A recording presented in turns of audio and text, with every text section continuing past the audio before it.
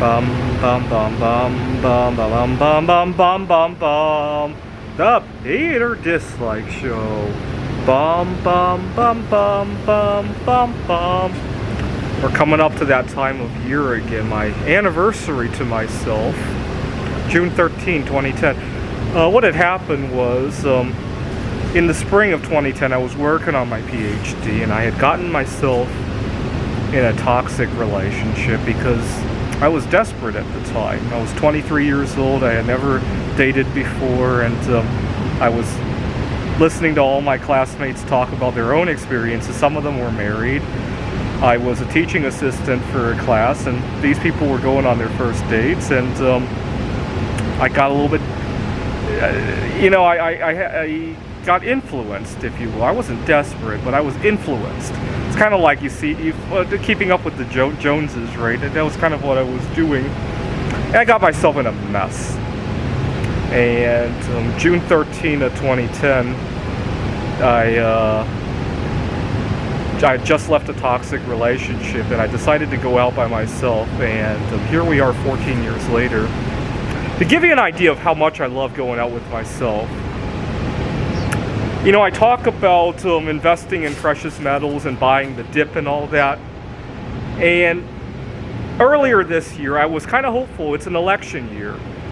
Election years tend to bring about dips in silver. I bought a silver bar, a 1,000-ounce silver bar, when Trump was elected. I bought another one when Biden was elected. Those at the bottom of that COVID drop, right? And was hoping to buy another one this year. It doesn't look like silver is anywhere near where I think it should go if it were to correct.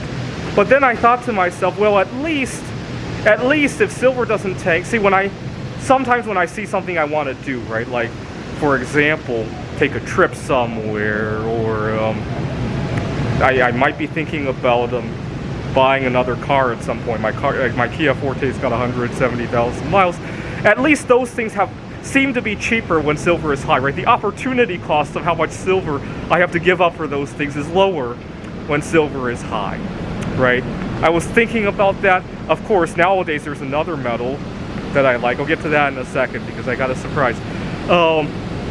And so now the opportunity costs seem a little high again, right? And to give you an idea,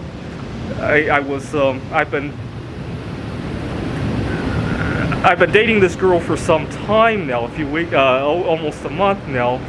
And earlier this month, on a Saturday, I was thinking about texting her to see if she would like to go somewhere. And then I realized, oh my God, the opportunity cost. And so I decided to go out with myself again. It's a lot cheaper to go out with yourself than to take a girl for two reasons. Number one, obviously, it's just one person. And number two, you get to actually do the things you like, right? You're not spending half the time doing something that you could care less about, right?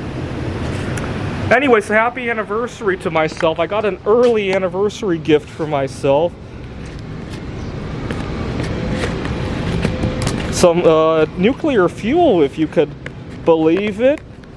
Some future nuclear fuel. It's always, you see, one of the biggest drawbacks of a relationship with yourself is that you don't have a second set of hands to do these things, or when you're recording a video, right? Bang. Some future RTG fuel, but unfortunately it's just missing a proton, right? It just needs to be activated, and then it could power your car. This thing could probably power all the cars in Phoenix for years and years and years if it were activated, right? But in the meantime, we can make some art with it before it gets activated.